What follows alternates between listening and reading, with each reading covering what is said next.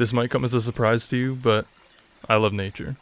I love animals, I love the beauty of our planet, and I love everything that it provides us with. I'm willing to bet you can relate to that statement. Otherwise, what are you doing here? I believe my love for the outdoors is a result of where I'm from. I grew up in a relatively small town in central Ontario, surrounded by lakes, trees, and to add to this, I lived on a property that contained 40 acres of forest. I'm very fortunate, and I'm very grateful of where I'm from. I credit my appreciation for nature to the way I was raised and the places that surrounded me. It makes sense that somebody who grew up in an area that had less green space than I did would look at nature differently than I do. Someone from a large city, let's say, wouldn't have had as easy access to these natural spaces that I had as a child. Even somebody else in my hometown. I lived on the outskirts of town in a very forested area. Somebody who lived directly in town might not have the same priorities that I do. How can they be expected to care about nature the same way I do? And that's exactly what we're talking about today. In this episode, I speak with Dr. Lauren Harding. She's an anthropologist and an assistant professor at the University of Northern British Columbia. I'll let her introduce herself properly after the music stops playing. We touch on culture and how a person's upbringing, alongside a pinch of society, affects how they see the natural world. Let's get right into it. My name is Michael Bryden, and you're listening to Wilder Insights. Stay tuned.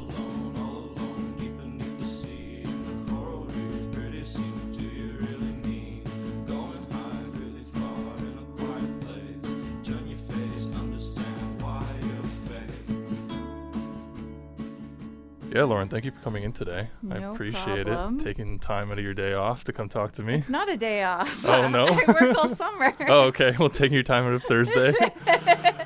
I'll just have you introduce yourself, please. Hello, my name is Lauren Harding. I am an assistant professor in the Department of Ecosystem Science and Management at UNBC. My academic training is in anthropology, so I'm a social scientist in a department and programs that are mostly natural scientists.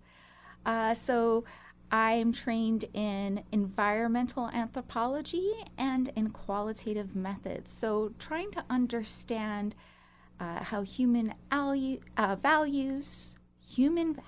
to understand how human values, attitudes, beliefs, and perceptions create our behaviors and practices in our environment, and also how we derive meaning from things in our environment. So one of the things that I like to say anthropology is really good at is understanding context and understanding why questions. Why do things matter to people? Or why are certain contextual factors important in understanding why people do the things they do? So you believe that culture determines why things matter to people? I don't believe that culture. Sorry. Poor wording. Culture in anthropology, culture is defined quite broadly, and culture means just about everything that we do, think, make, that is derived from social practices. So things that are not innate to our biology, but rather have been that emerge from ideas that have been transmitted to us by our social group, and then adapted and changed creatively, and then passed on again. So I feel like I should pull out like some of my lecture notes or something. But culture, I like to say that, a lot of kind of more popular definitions of culture, or understandings of popular understanding of culture, considers culture to be things that are like the song and dance version of culture, right? Yeah. Like those very superficial things. But I come from a field where we look at culture also as those often unconsciously done habits, norms, practices that we all learn to do. So a really good example of this that I always use when I'm teaching is if you go to a fine dining restaurant and someone gives you a cloth napkin, what do you do with that napkin? Me personally? Yes. If you go to a fancy steakhouse, somebody hands you a cloth napkin, what do you do with it? Probably put it on my lap. Put it on your lap. Yeah. Okay. How did you learn to do that? Probably watched other people. Okay. Yeah. And do you think that you would have to think hard about what to do with that napkin, or would you automatically just put it on your lap, almost like a reflex? Probably the first time I wouldn't say it was a reflex, but now it would be. And why in your lap as opposed to somewhere else on your body? I guess if I were to drop food on my lap, that the purpose is to catch it. But if the purpose was to protect your clothing from food, wouldn't it make more sense to tuck that napkin in to your collar and have it cover both your chest and your lap? Yeah, I think that would make sense. I think it would make you look more like a baby with a bib a little bit. Exactly. But yeah. So that's culture. Okay. That's exactly what culture is. Culture is those unconscious habits that we perpetuate because we've been taught to do so by our social surroundings. And they may not, and we tend to think that most of our actions are rational. At the same time, we tend to follow patterns that we have learned and picked up from our social context, and that necessarily, like the napkin on the lap versus tucked in like a bib, don't make the most sense for the intended purpose. But we know that people would look at us strangely if we didn't, because we're a social species as humans. So what people think about us matters, and how we learn what to do through interacting with people around us. So these kinds of things are learned behaviors through our culture, is what you're saying. So if someone were to move across the world and kind of mold themselves into a new culture or join a new culture, they would find it difficult to break the mold of those societal norms, like from their original culture? Well, this happens all the time because humans migrate to different places all the time. If you've ever traveled to a different cultural context for a long-term stay, or even for the purpose of travel, tourism, one of the most disorienting things, the things that creates the most sort of culture shock, is often the kind of mundane practices having to do with just living your life in that new context. Things like how to get on transit, how to pay for transit tends to be quite disorienting. Different cities have different systems. Different cities and cultures have different contexts. In Vancouver, people line up for transit. They line up for the SkyTrain. They thank the bus driver when they get off. Thanks, driver. Thank you. These are not things that happen in every place that uses where public transportation is used. Right. Other places you have to scramble to get on that train, and that's something you have to learn, and that can be really disorienting. And so anthropology kind of emerged as a discipline that really focuses on those moments where cultures come into contact, and where we can start to unpack some of these norms, these social rules of behavior that we all do, often unthinkingly, every day. Because how do you tell that how does your normal suddenly be shown as only your normal? Well, you contrast it with someone else's normal. So is the goal of this kind of anthropology to try to find the origins of these behaviors? Not necessarily, because people's reasonings for different behaviors change. The goal is to understand why people engage in behaviors, and from an applied context, so applied anthropology, it would be how does a better understanding of how and why people do the things they do help us implement different policies and practices that may be socially beneficial. So let's say a good example from the environmental world would be something like recycling. People are used to, throwing all of their trash into one bin. How do we get people's habits to change? And there's multiple ways you can get at this, but a really good starting point, if your goal is to change people's behaviors, is to understand why they are doing the behaviors that they are and understand the kind of complexities and histories behind those behaviors. Understanding that people don't necessarily do things because they're rational, but because they have learned their social context really well. So do you think these kinds of habits, we'll stick to like the recycling as an example, is a product of where people currently live maybe? It's not just a product of where you live, it's the product of a culture. Isn't just kind of, we tend to think about culture as synonymous with ethnicity. It's not. Culture is also things like pop culture, media. Our institutions are cultural institutions, so education institutions, religious institutions. All of those things influence our deeply held beliefs, our cultural norms of behavior, and the types of the ways we make a living, the practices that we do in order to get by in our everyday life. Right. So it's important in kind of what anthropologists mean by culture is different from what kind of the song and dance version, which we tend to associate more with ethnicity or nationality. Those are cultural groupings. Those are social groups that we could belong to. We could say we belong to a Vietnamese culture. We belong because we have ethnic origins and linguistic origins within the Vietnamese community. Sure, but that's not going to be the whole of all of your culture that you experience. You're going to be influenced by media. You're going to be influenced by your peers. You're going to be influenced by all sorts of things that are constantly changing in our very dynamic world. From our economics, politics, social context, all of these things influence how we see the world around us and what we do in the world around us. So how do you think these different ways of thinking impact the environment and conservation?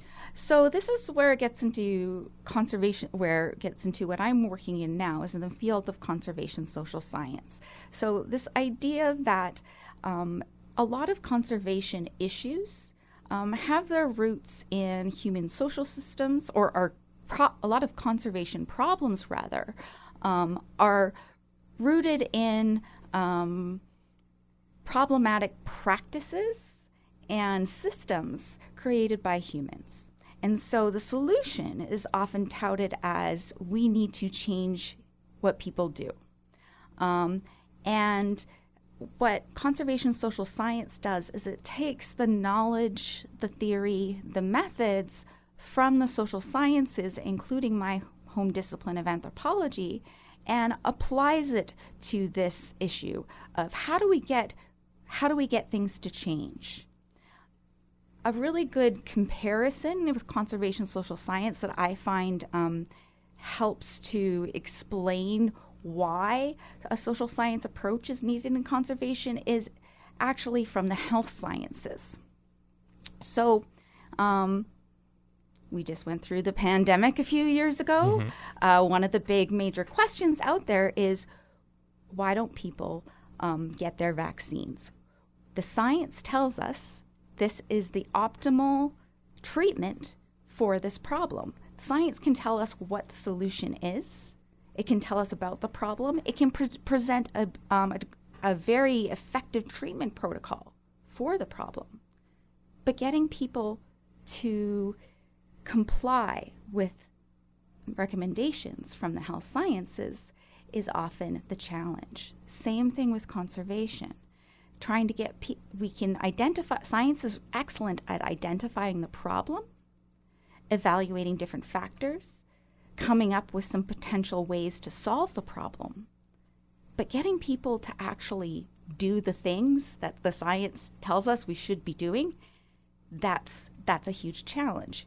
In the health sciences, something's emerged called implementation science, which is very much focused on how do we get our treatment protocols implemented? How do we get people to actually do the things we want them to do in order to deal with this health problem or issue? And again, it sounds simple, but it tends to be quite complicated because people are complicated. And trying to get people to do things that they may not want to do, or which they see as not congruent with their values, is hard. So that's where social scientists can come in, and we can think about ways where we can try and find overlaps between existing practices in a community, existing values in a community, and the desired practices that we know are desirable based on the natural science or ecology. Okay? Do you think people have a hard time following the science because of a lack of trust? I think there's a lot of different reasons people have that, have trouble following the science. I think lack of trust, but in institutions, which in a lot of communities, honestly, considering the histories that they've had with government institutions, fair enough. Yeah. Fair enough. If you're from a population which has been exploited by scientific research backed by government institutions, experimented on even, say in the case of residential schools and some of the experiments that were done, for example, on nutrition with First Nations groups at the Port Alberni Residential School here in BC in the 1950s. If that's in your family history, it's understandable that you would be skeptical of what these experts are from these institutions are saying you should do. So I think a lack of trust in government is one factor. I think one of the consistent problems that we see, particularly in conservation, is an assumption that the values that conservationists have, so the values that drive pro-conservation behaviors, are universal. This idea that we all have similar priorities. And I think one of the interventions that conservation social science is really starting to make is saying, hey, we don't all have to believe the same things. We don't all have to have the same values. What we want to try and find is how can we find or hone in on practices that will have the desired outcomes without asking people to change their core beliefs and values. Right. A lot of conservation movements, environmental movement generally, often has very generalized messaging that has origins in the culture of the scientists, which tends to be, Euro-American cultural context, and I guess one of the critiques that comes from disciplines like environmental anthropology is that a lot of environmental messaging is oriented around values that aren't universal, and that they tend to have what we would call an ethnocentric approach, as in they are centering their own beliefs and values as the only valid and legitimate justification for changing practices and behavior. Right. So what's coming out of conservation social science now is saying, hey, rather than trying to change people's core beliefs and values, let's try and find out why people do the things they do, what practices already exist in the community that perhaps could be amplified or leveraged to create the desired conservation outcomes. How can we adjust our messaging so that it speaks towards the values of the intended community that we want to change their behavior, rather than saying, hey, if just be smarter and think more like us. Yeah. which unfortunately a lot of conservation messaging is like people just need to be more educated. They just need to think, they just need to learn how to understand the science. Yeah, that doesn't feel great to hear, like, hey, you're uneducated. Like, Yeah. People aren't stupid. They just educated within different systems and Exactly. have different types of knowledge. And so, a lot of conservation messaging, I think, falls into the trap of thinking that humans are far more homogenous than they really are. But the hope is, and we see this, and this has worked quite well in other areas, like I said, the health sciences, international development. There have been success stories where we say, hey, if we talk to people and find out their priorities, their beliefs, their values, what they care about, and why they do the things they do, how they justify their actions, then if we understand that really well, we can find areas of overlap with the outcomes that we know from the science we want to work towards. So how do we get and there's plenty of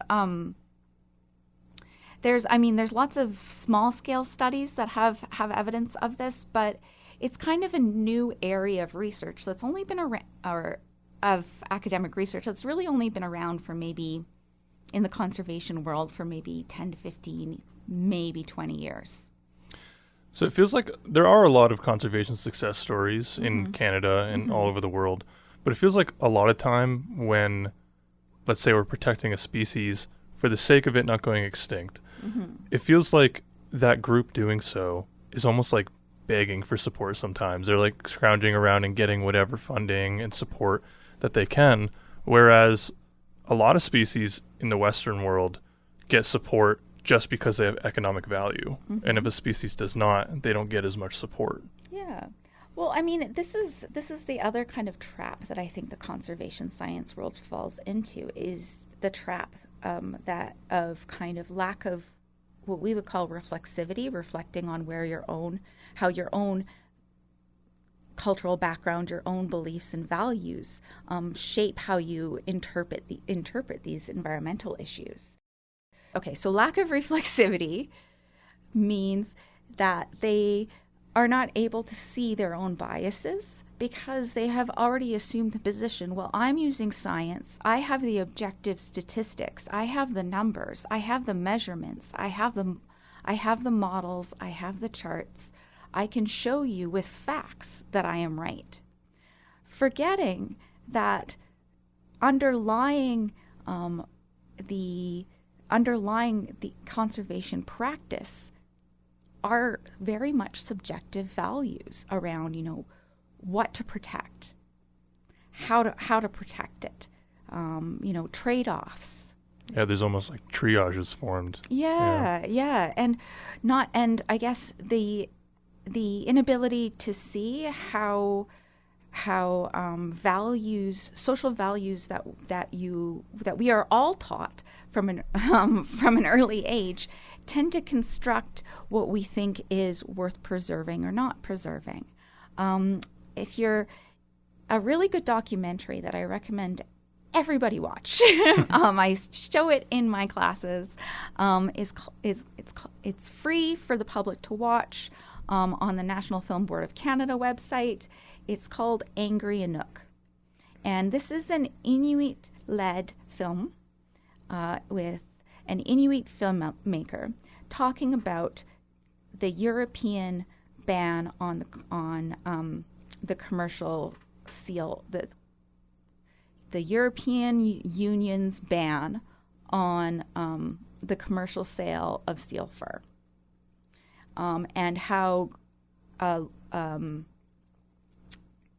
environmental organizations like Greenpeace, like the World Wildlife Fund, very much value seals because of their, what we would call their charismatic megafauna.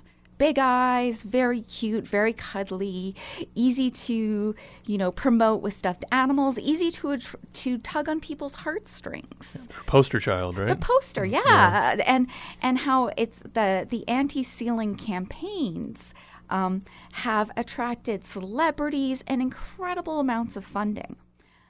What this documentary goes into is how seals aren't really a wildlife population that is of concern necessarily from a conservation standpoint. And that the ending of the commercial commercial trade in seal fur has had devastating social impacts on Inuit communities. And I won't say too much more about the documentary because I really think it needs to be watched. But it really goes into kind of showing about how biases within the conservation world towards species which speak to the conservation values speak to the values of the dominant population, cute, cuddly, easy to market, or of high economic value. Tend to have more funding, more research, more legislation directed towards them. Right. Pandas are going to get more funding than some little rock crab somewhere. Right? Yeah, exactly. Yeah. And I mean, that's kind of a easy, simple example of a larger problem. And that is that, most conservation policy and practice is somewhat directed by legislation. Our legal system is not objective.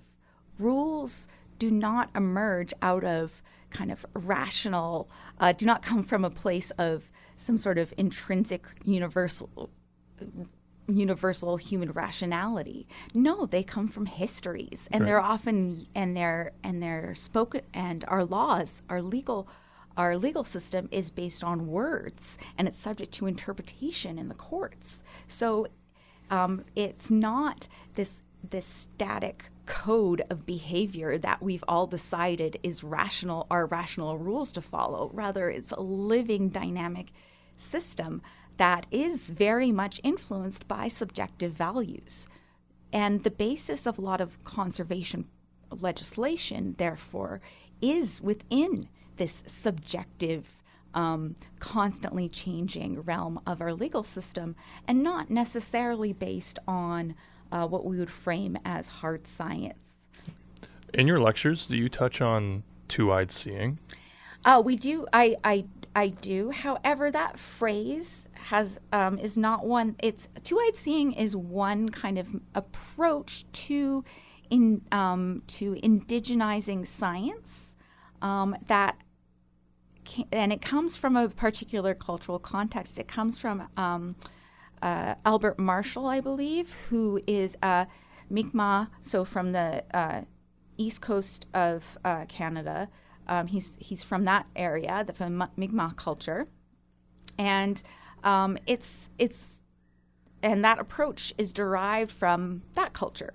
One of the problems with trying to take into account all the cultural diversity among humans into understanding environmental systems, including indigenous ways of knowing and understanding those, is that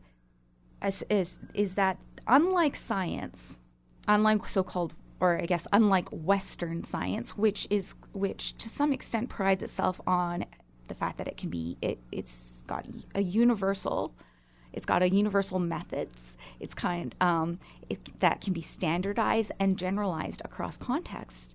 Indigenous ways of knowing are often very much centered within worldviews and values intrinsic to that culture and that place and that community.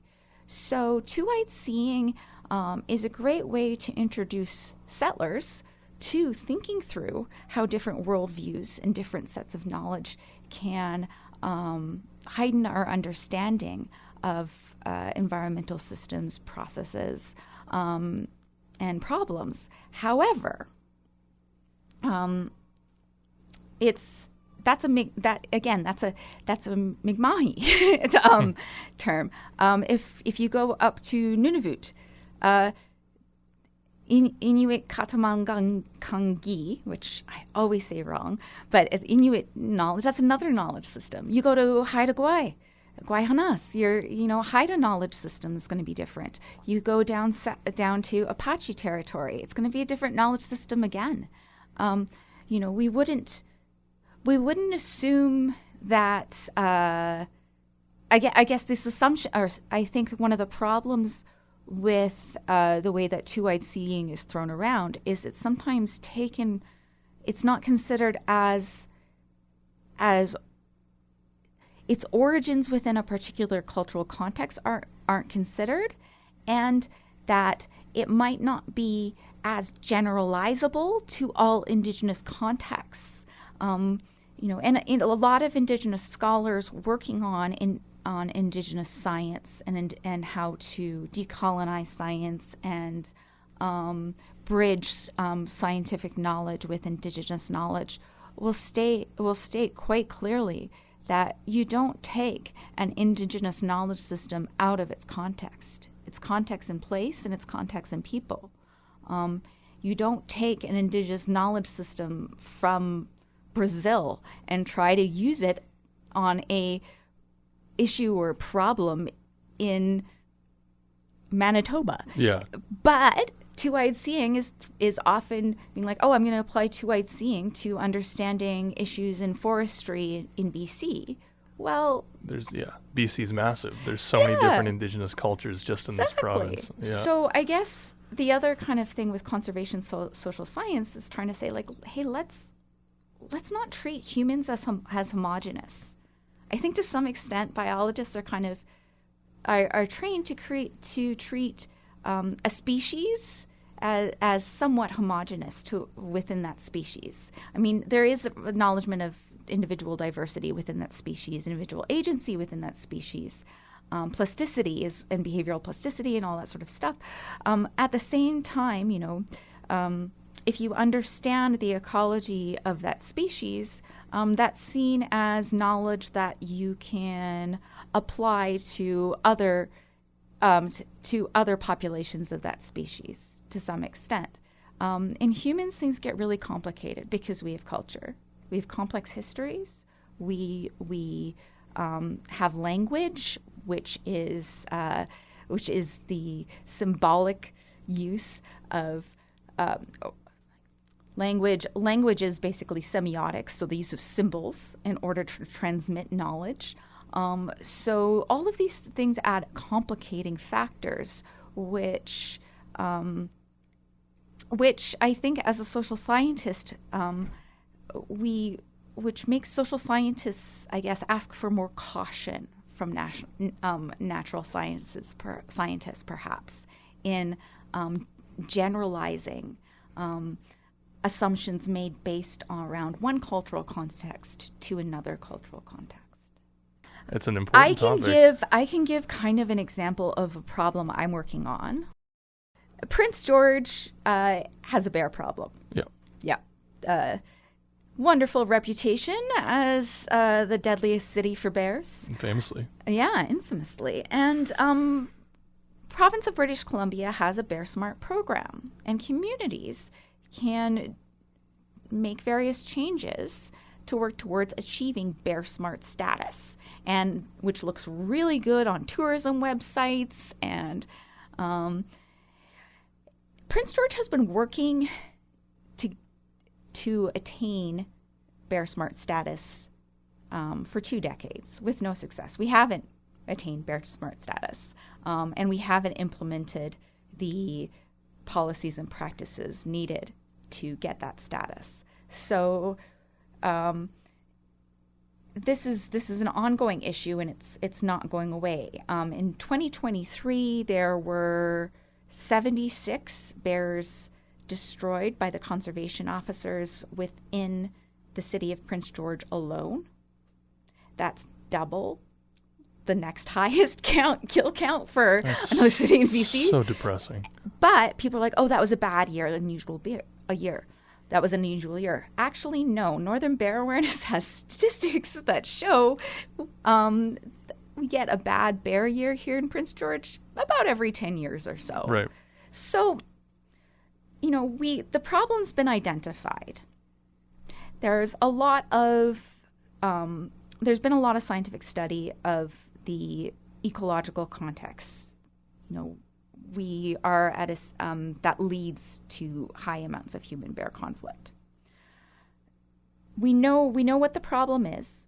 We also know what the solution is. The Bear Smart program, it's a great program. It lays out lots of different things that communities can do in order to reduce human-bear conflict. So we have paths forward, but we're not doing them.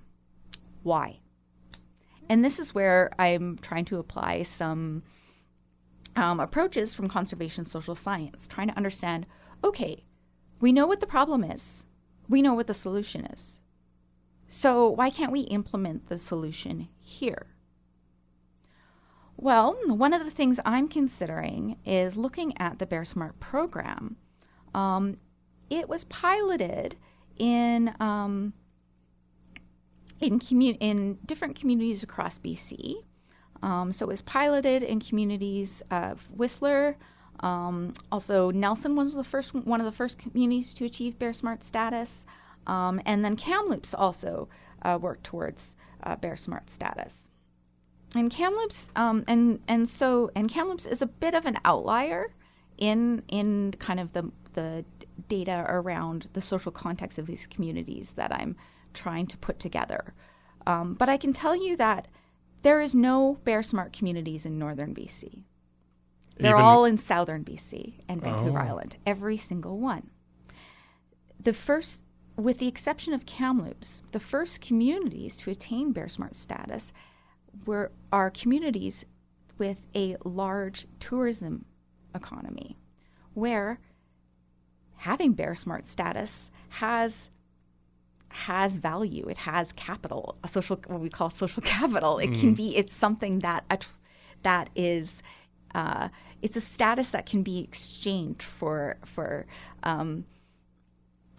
status that can be exchanged. It's a status that can generate economic value. And there we go again, just putting economic value on conservation. Yeah, exactly. If you're in a tourism context, having less human-bear conflict, having less bears being shot in people's backyards, is a good thing. Yeah, good thought. So, and also the demographics of these communities differ substantially from a lot of communities in Prince George. So you're having the communities where it's found a lot of success. They're oriented towards tourism. They're resort communities or that have substantial second homes populations. So it's got so they tend to have wealthier demographics, which means that if you have wealthier demographics and higher property values, which means the municipalities are collecting more property tax. Prince George, Mackenzie, and by the way, the Bear Smart program was piloted in Mackenzie. Oh. It was not successful. Not a success. It was not a success. So communities in northern British Columbia are working class communities with economies focused on resource extraction. The municipalities in which they're in may not have the same level of resources to draw on as some of these more affluent communities in southern BC. And people's attitudes and values and experiences with wildlife may have distinctions from that. Dr. Annie Booth here at UNBC did a couple surveys here in Prince George that showed that people in Prince George value wildlife. They care about bears. They don't like that we are the deadliest city for bears. So we know that the values exist. So again, why is it so hard to implement these changes?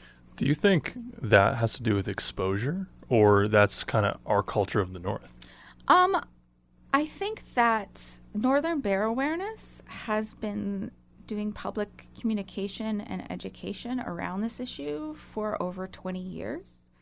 I can't say with certainty, and I'm actually going to be doing a bit of research trying to answer some of this question, around trying to answer the question of, do people just not know? Yeah. But I suspect that it's not, again, a lack of education. I expect that there are issues within the social structures and systems in our environmental governance systems. Again, tax dollars go into our municipal are what go into our municipal municipal government, are what fund a lot of municipal initiatives. If you're not in an affluent community, you're not collecting the same you're not generating the same sort of level of funds that can be applied towards municipal issues. So there's that, and then I think there's complexities around people's priorities. The other thing with comparing a more working class versus a more affluent community is priorities. So people looking at the bear issue, in Kamloops, for example, they had an opt-in program where homeowners could opt in and pay a little bit more to the municipality to get a bear-resistant garbage can. In Prince George, we, at least so far, we haven't found a willingness either on the part of the city or the community to opt in, to pay more. Because the economic reality is people here, our budgets are tighter. People, are they going to worry about saving the bears when they're working two shifts at different jobs and barely putting food on the table? Mm-hmm. The economic reality that many people are facing, their priorities may be different. So that's where we try to think about, okay, let's try and understand what people's priorities are. And if there's a way that we can get the desired behaviors, the desired outcomes, the desired changes around that could lead to less human-bear conflict, how can we find behaviors that also address things that people do have as priority? So it's not that they don't value bears. I suspect, is that we've got obstacles in the form of economic constraints, social constraints around people's priorities, and about and also constraints from municipal government on whether they can actually, afford to do things like implement bear-resistant bins. Do you think in conservation messaging, there's also the aspect of asking people to make these changes might almost inconvenience them too much? Like in Kamloops, for example, mm-hmm. those people who opt in to get the bear-resistant mm-hmm. garbage cans, I bet that number would have been a lot lower if they had to go pick it up and install it themselves mm-hmm. rather than opt in and have it there for them, right? There's this level of putting people out of their way. Yeah. It's, I mean, to some extent, if you're to get changes in people's everyday mundane habits, which, disposing of garbage is, you need to make it easy, and you need to not make it a big change from what they already know. And I think that's one of the challenges around getting people to change. I mean, a lot of people in Prince George demonstrate that they do care about human-bear conflict because they've come up with their own ways to make their city distributed non-bear resistant bins more resistant. Like ratchet straps? Ratchet straps are a big one. Bungee cords. I've talked to people, and I'm not saying that this is a good practice. I just think it's interesting that people who put like pine sol and bleach and vinegar on top of their garbage, there's people do make an effort.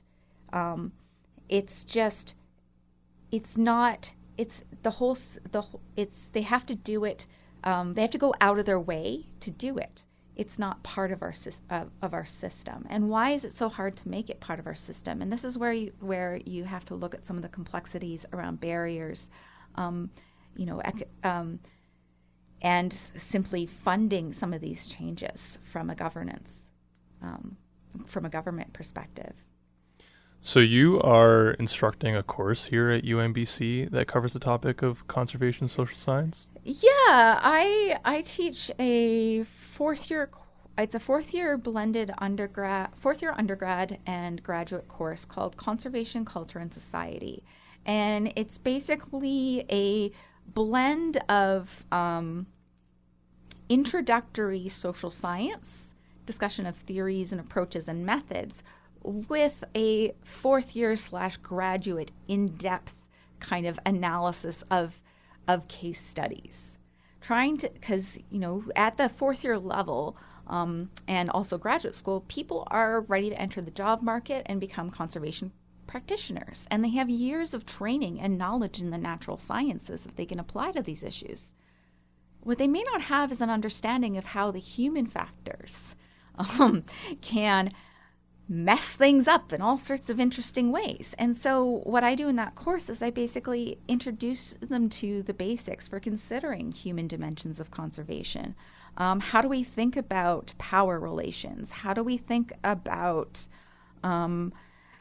diversity? How do we across different social scales, things like gender, class, ethnicity, race, age, all of these factors can play in. How do we consider shifts in language and media use? How do these influence how people interact with the environment and how they interact with conservation problems? Because the reality is that this in a lot of conservation contexts, and I come from a more kind of protected areas, parks kind of background. How do we manage people is often people management is often the solution, not management of wildlife or ecosystem management. Right. We're not actually changing natural processes or modifying them or getting animals to change their behavior. We're getting people to use spaces differently, to change how they use spaces, and change their practices. But how do you get them to do that? Yeah, conservation isn't the management of wildlife. It's the management of people. Yeah, and then at the same time, there isn't a lot of training in most conservation-oriented degree problems in the weirdness of people. So I guess my course is kind of like an intervention where I'm just saying, okay, now if you actually go out into the real world and deal with the complexities brought around by people, including economic systems, changing geopolitics, people's entrenched beliefs, their familiarity with different issues, their own priorities, the type of media they're exposed to. How do you consider all those complex factors when you're dealing with a conservation issue? So what would you say is the biggest takeaway for a student that would take this course? A takeaway is it's really important to understand why people do things or do not do things before you try and change how they do things. Right. Because assuming that they do things, there seems to be kind of a fallback sometimes, and we all do this, but a fallback where it's like, oh, well, it's because people are lazy or they're ignorant. If they only were smarter, more educated, or people are just don't have the right people are terrible. And it's like, well, no. Or they have their own reasons for doing things. Right. And understanding those reasons might help us actually figure out a solution that works for everybody, works for the conservation objectives, and also works for the community that relies on that environmental context for their livelihoods. You have to visualize yourself in someone else's shoes before you can judge their position. Yeah, and that comes down to kind of a basic tenet of anthropology. We call it cultural relativism, where you don't judge another person's culture by your own culture. That would be ethnocentric. That would be taking, okay, my values as a white settler Canadian woman and my experiences from that cultural position and applying those universally. And when people don't meet the standards that from my culture, I'm going to say that they are lazy, ignorant, all those things, when they have their own reasons for doing things. And I guess what the conservation social science world is trying to say is listen to people, try to understand where they're coming from, and modify your intended solutions so that they make sense to the people who rely on that environment for their livelihoods.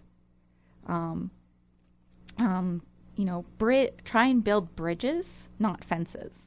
I guess. That's a good quote. Yeah. I like that. Yeah. Could you say the course name and course code one more time, please? Okay, so the course code is changing because Okay. it was a new course that was developed. So right now it's on the course calendar as, funnily enough, ORTM 498. Because my faculty position is associated with the Outdoor Rec and Tourism Management program. However, I teach in the Conservation Science and Practice degree program as well.